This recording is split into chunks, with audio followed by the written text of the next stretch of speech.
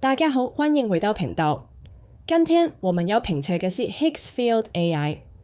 這個平台可以通過文字提示、圖片和不同的 AI video models，快速製作最有點影感的視頻。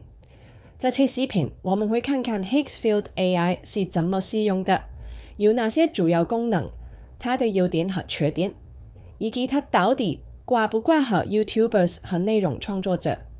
AI 工具嘅功能和價格可能隨時變化，所以購買套餐之前記得查看官方網站上的最新信息。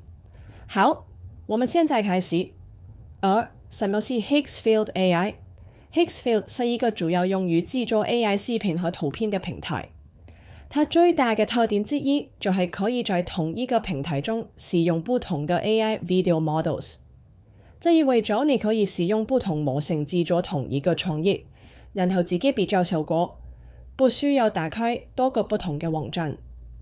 你可以通過文字生成視頻，也可以上傳一張圖片，把它變成有動態效果嘅視頻。比如，你可以上傳一張產品圖片、人物圖片或者風景圖，然後讓 AI 加入人物動作、燈光變化和電影感嘅鏡頭移動。所以 Higgsfield 可以用於製作 YouTube 視頻、廣告、音樂視頻、產品宣傳和社交媒體短視頻。3. 如何使用 Higgsfield 製作視頻？創建賬戶之後，進入 Video Generation 頁面。首先，選擇你想使用嘅 AI model。不同嘅模型可能會生成不同嘅畫面風格、真實感和動作效果。接下來，選擇 Text to Video 或者 Image to Video。如果是用 Text to Video， 就需要寫清楚你想要的場景，比如一輛跑車在雨夜嘅城市中行駛，電影感燈光，路面有倒影，鏡頭還蠻移動。一個比較好的 prompt， 最好包含主要人物或物體、正在發生的動作、場景位置、燈光效果和鏡頭移動方式。Higgsfield 還提供多種 camera controls 和鏡頭預設，比如 Zoom、Orbit、Tracking Shot 和慢速推進鏡頭。選擇好設置之後，點擊 Generate 就可以開始生成。不過，第一次生成嘅結果不一定完美，你可能需要修改 prompt、更換模型或者重新生成一次。C 主要功能 Higgsfield 一個非常實用嘅功能就是 Cinema Studio。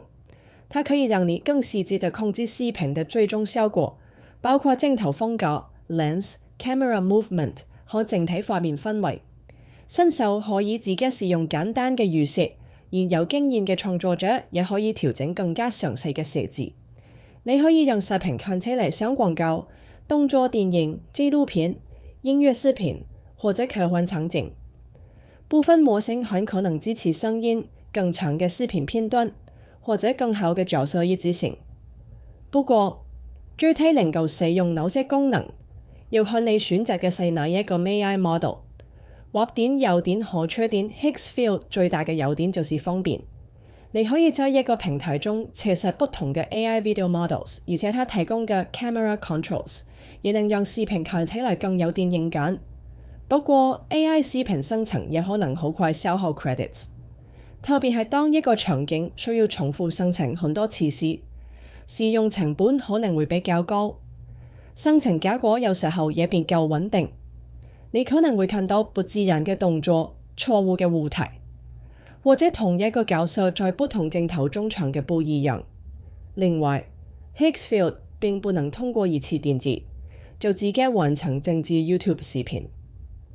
通常你需要生成多個短片段，然後使用 Video Editor 加入配音、音樂、字幕和轉場效果。